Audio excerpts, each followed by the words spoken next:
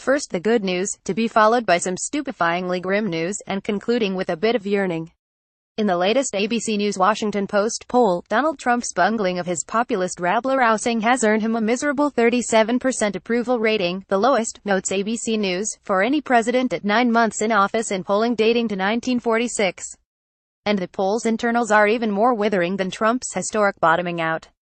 Since April he has added 14 points to those who recognize that he's not delivering on his major campaign promises.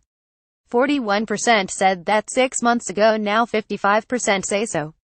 By a yawning 53 to 26%, Americans say that under Trump, U.S. leadership in the world has gotten weaker rather than stronger, and a remarkable 2/3 of Americans believe him to be irresponsible in dealing with North Korea.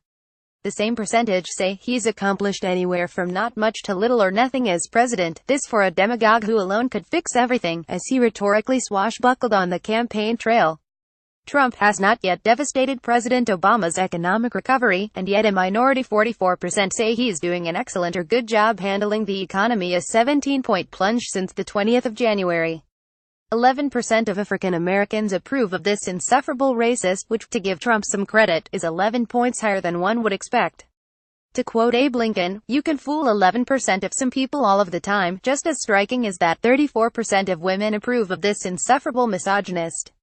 Still, underwater scarcely describes Trump's standing with women and blacks.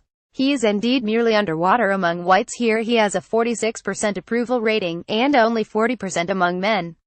That's an 11-point drop among whites since the election, a 12-point drop among men, and a 13-point drop among independents as well. With dreadful numbers like those, one would think that in a heaven-sent 2017 rematch of the 2016 disgrace, yesteryear's loser, with all her faults, imagined and real, but none so odious as Trump's, would walk away with a landslide win. But one would be wrong. The most astonishing, most alarming finding of the ABC WAPO poll is that Trump runs a dead heat with Hillary Clinton among 2016 voters in a hypothetical rematch. As the Post tells it, of those Americans who say they voted in 2016, 46% say they supported Clinton, and 43% say they backed Trump. If an election were held today, with the same candidates, 40% of those 2016 voters say they would back Trump, and 40% say they would support Clinton. As I said in my opening, that is just downright stupefying. But on to the 2020 general election of Trump versus somebody, assuming this racist, misogynist insufferability either overcomes John Kasich's primary challenge or hasn't landed himself in one of our finer penal institutions. Notes the Post of profoundly puzzling mass opinion. The public sees Democrats acting mostly as an opposition party, rather than offering ideas of their own. Asked whether the Democratic Party is presenting alternatives to Trump's proposals or mainly criticizing the president, 61% said mainly criticizing. This opinion, I gather, is a disapproving one, even though relentlessly lambasting Trump is, in itself, a singular platform of boundless alternatives. My preference is for that somebody. Joe Biden is at the top, largely because he's a poll of thundering authenticity, but also because he's one of the few 2020 candidates I'm assuming who wouldn't go overboard in placating overreaching progressives.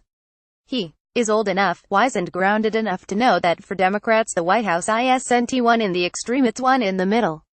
Now I happen to be a socialist, as you probably know, but more than that I'm a pragmatist.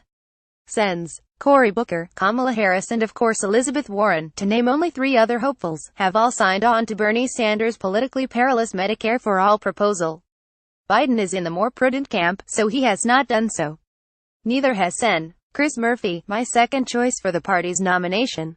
His recent semi-dismissal of a presidential run I don't take seriously. Murphy, reports Politico, has warned against letting the party's attention slip to longer-term healthcare policy while the future of the Affordable Care Act remains up for debate. I think the risk is that we get distracted, says Murphy. For now, pushing for a pubic option, part of the original ACA, would be the more judicious middle route. So there you have it, the good, the bad, and, possibly, the wistful. Will the Dems unite in 2020 behind a pragmatic progressive, as they did in 2008? All I can answer is that they had damn well better.